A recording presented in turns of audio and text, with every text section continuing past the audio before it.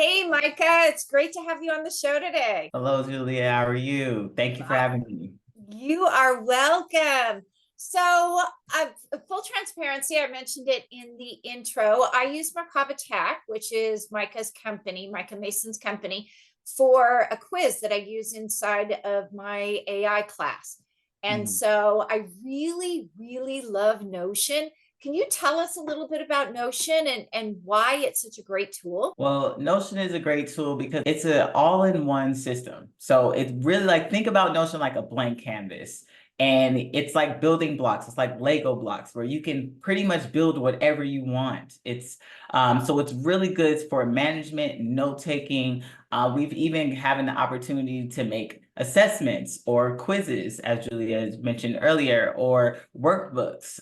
It's also another way, depending on the people that you collab with and that you work with, depends on the company. And so the great thing about this is that because it's so shareable, it's open range for building, because it's set by a database, but also like Google Docs meets like Microsoft Office, also meets like Legos, also meets with MySpace. If you remember MySpace, maybe that was more of my day, but my day, there was a lot. MySpace, the reason why it was so cool compared to Facebook is because you were able to make your own like MySpace the way you wanted to. So if you loved blue and you liked Snoopy, you can have your whole entire page be blue and Snoopy. But if you were like into, I don't know, Mean Girls or something like that, you could have Mean Girls themes and like you'll be able to curate your own thing. So it gave you that IKEA feel. Like I built this for myself. And so I'm totally going to like continue to use it. So it really is good for people who need productivity tools because once you start to build in it, as part of the science behind it, you'll continue to come back and want to use it. Yeah, that is so true. And I didn't mention at the beginning, I actually have my royalties on there now as Mm, well, because I can attach it to the Google Doc. And one of the things that drove me crazy with the authors was, I can't find my Google Doc. I can't find this. I can't find that. So finally, I put it all in one place. Here's your link. Keep your link. And now it's always updated. And I noticed even my least techie client sent me a note the other day and said, "Hey, I noticed I didn't make any royalties last month. Is that right?" And I was like, "Absolutely, that's yes. right." So she was able to check herself because that's a lot of that's another thing that I find really great about it is not only you're able to design it in a way that makes sense to you, which I have several templates in there that does, but you can also share pages from it. So to give Exactly. you guys an example, we've been able to the magazine, how do you say it? The guidelines, I guess, is the best way to say it for the magazine. We send them out now. We share it. It's a link. So here are your guidelines, 500 to 700 words. So I don't have to tell everybody all the time. I've got a page I can share. It's beautifully designed. It took me like 10 minutes to design. And then Yeah, yeah, it was. my favorite part, Juliet, about this is the place whenever I get my clients, especially when it's doing business operations, the first place that I start them is either in their resource library or Mhm. their meetings. So most CEOs usually have something that they're rinsing and repeating, like how you said, just a quick tips and tricks of something, some resource that they're always telling their clients. Yeah. This is something that you can put on a page, share it with anybody. And the thing about it, their sharing access into Notion is so easy of just like make the page, click the shared button and write in the person's email and they get access to this whole entire page. You can Yeah. take access away just as quickly as you do with Google Docs of just clicking no more access and they cannot have access to the page anymore. It's so easy. And so resource libraries is usually the first place. A second place that I usually have people is meetings because everyone has meetings. Everyone needs to be able to set their agenda, have meeting notes. There's always action items. And then what happens? We forget what happened. What happened in that meeting? Oh my gosh. Or you have a one-on-one client and you're like, oh, like what do I need to do next? What did Juliet say that I need to do next? Oh, well, I have this recap meeting note that Juliet has shared with me with everything that happened in that meeting. So I don't need to necessarily remember. I could just go back to this note. So those are usually the two areas that I start my clients, and we take them from system to system so that they can grasp all these things together, which really helps the user be able to get everything that they need and to customize each single thing. That's very true. One of the things we're doing in our AI class right now is next week, we are actually going to use Notion because I'm showing people how to streamline. So we're literally taking people from one platform. You take that, you take the transcription, you put it in Chat GPT, and then you put the results and you've got your content calendar. That's the other fabulous thing about Notion is it has all of those pre-made templates and all you have to do is go, oh, I love that one, click and put it in. Templates it's the bread and butter of Notion to me, because templates allow you not to have to repeat yourself a million times. It already gives you a frame. And when you're talking about content, when it comes to the content calendars that we have, that I built before, the templates is the main thing, because I may be making content for an email. I may be making content for an episode. I may be making content for a blog, right? Newsletters, etc. Those types of things. And each one of those ways of the pre-work that's necessary, the action items that's necessary, the actual copy, maybe some have hashtags, maybe some don't, right? My newsletter doesn't have hashtags, so I don't need that in my template. All those templates are unique. You may be with the content tracker being able to, you'll stack your content. So maybe you want an email to come out at early in the morning, reminding them that you're going to have a podcast later on that day. Those copies are different. And then the thing about it is placing it into this content calendar and already having these templates already ready and set to go, you can then deliver it to someone to automate for you, right? You could deliver it to your VA. Yes. That's the best part about it. It's like you'll eventually allow yourself to work less because you've already set up the person that's going to take that job from you. Yes, I love that. And I do that with my assistant D all the time. Here's the content calendar and we have everything put in. But I think the main thing is I used to sit down and do my content calendar and I'm going all over my computer. I'm going into this box, going into that box. And now literally I get my podcast delivered and I run it through the program. So now I've got my shorts. My shorts are delivered to that episode. Now I've got my social media posts, AI has written my newsletter, and everything is right there in that podcast episode for my assistant to grab or for me to grab when I do my content calendar. So it really has streamlined the process. And here's what I love too. You can upgrade. So tell us a little bit about the AI function, because for you guys, this system is $10 a month, but for an extra 10, you can upgrade into AI and you can bring your assistant in for another 10, but you don't have to bring your clients in like most systems. That's what I love is you don't have to pay for bringing clients in. That is correct. So the best part about this is when it comes to the payment, so you can start for free and you can go a very long way with the free version. A very, very long way with the free version, because you get up to, you get guests, and those guests, you can have them get as much access as you like, but you just have to add them to every single page or just your workspace in general. So that's what Juliet's talking about. Clients, you don't have to pay for clients. You're really just paying for members who need like admin, who are going to be connected all throughout your business, basically. And that is just $10 per person. Per member. When it comes to the AI, that is just a $30 like fee that you will have to pay a month for the AI feature. I think it's 10. I think it's 10 when you upgrade. It's just 10 when you upgrade? I think it's 10, yeah. Okay, when they first came out, I believe it was just like a $30 on top of whatever your fee was. So and that just shows you that Notion does change. They will change and they will make adjustments. It's new in the tech industry, really. It is a baby, to be honest, but they really are evolving very, very quickly, and they're getting a huge community behind them.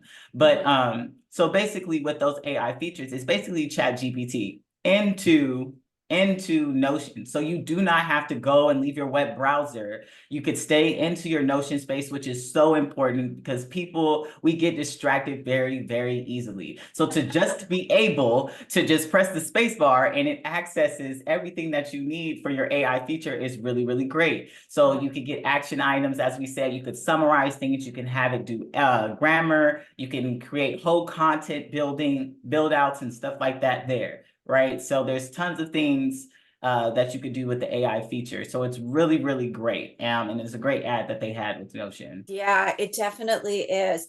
So how did you get into this? Where did you find Notion? I actually found Notion and then I found you, but Which is great. That's always great to find Notion first and then find the expert in Notion, right? Mhm. Honestly, okay, so I love to tell the story. It's one of my favorite stories, is how this all got established. So right out of college, right out of my master's program, which was in strategic marketing communications at Fordham University, I basically got hired as a COO for Portia Michelle's business, which is PM & Co. And she's basically a business coach, and which is great. So I'm always connected to business coaches, and so which is awesome. And so she brought me in because she understood in her business, which is very, very important. She understood, I know I'm not going to pay attention to operations. I know that is not my lane. I like to be in my creative side. I like to stay in that. And her business is based on basically a business you like a business you actually like. That is what she coaches you on. And so it made sense that she would take in that internal work for her own business. And so anyways, I became her COO because she was like, I need an operator. I need someone to be my right-hand person to streamline this whole system because I don't do it. And so I was like, okay, it was an easy yes for me. And I had no problem. Who doesn't want to work from home? And work with the people that they care about. No problem, right? So Right. I signed up for the gig. And so one day we have weekly meetings, right? And so I come in, we live in Vegas. It's hot as I don't know what. And the fan was blowing, but like she was super excited to talk to me about something. So she's like, oh my gosh, like I have something to tell you about this particular client. And so mind you, there's a wall of little pins of sticky notes. And then there's like sticky notes on her desk. So she's going looking for these sticky notes, and I'm on the other side of the desk, and I'm just looking at her, and I'm like, okay, I'm trying to get this information that's so important that you're excited to share with me. So then and then as it was happening, I looked down at our feet, and there's sticky notes like blowing in the wind like tumbleweed. And so I'm just like, she's never going to find the sticky note. Like, I'm not going to know what happened. And so then that laid on to me as being on the operational side. I have to start with the CEO. And CEOs never want to start with themselves. They never want to start with themselves. But the CEO Right. really is the start. And when you think about just and we don't have to get like spiritual, but when you think about anything, you have to go internal first, right? Internal in order to see that outcome. So all that to say, so then I was like, great, we need a note-taking tool. So then that's when I went searching, and I was like, I don't want to do Trello. I don't want to do Asana. I was already very convinced. So I was already in the space of finding something else because I've worked under Trello and Asana with other companies. And I'm like, it's fine, but it feels like we're trying to fit ourselves in the system instead of the system fitting with us, right? And so then that was when I found Notion, and I was on YouTube, dove into the YouTube University of Notion, fell in love with Notion, started to build things little by little. And then basically what I created was, and then I immediately hired someone because I knew what I was going to create was something powerful. So I hired my CTO, who is Pia Malika, brilliant person, and has helped me be able to curate the business side of this tech side because I didn't have a tech background. Again, I came from the business side. So I already knew I needed that tech side of things. So anyway, so I hired somebody, and then we came out with the executive OS, which is basically the second brain for any CEO. So it was basically to have your second brain in your pocket, right? So to have a quick note-taking tool, to be able to find your meetings very quickly. And so that's what I established. And that was kind of how I fell into Notion. You know what's interesting about what you said is the fitting in, you fitting yourself. I have tried Asana, I have tried Monday, and there was another one you mentioned. What was the other one you mentioned? Trello, Trello. Asana, Yeah, somebody shared a yep, Trello board with me. And the problem is I always have a hard time setting it up the way my brain works. But yes. here's the bigger thing. I have worked for many, come in and done consulting for many companies who Mhm. will have those and they connect their clients to it. So Yeah, here they are, they're connecting their clients, and I'm getting questions over and over. How do I do this? How do I do that? Where do I go? And I'll say, you know, hey, so and so sent you out the link so you could attach to this board, and they're completely unopen to it. And yeah, the reason is it's because they're running their own business. They don't have time to figure out your board. And right. so that's what I really love about this is it's so straightforward and I can share things. Another thing I didn't share with you is I have actually started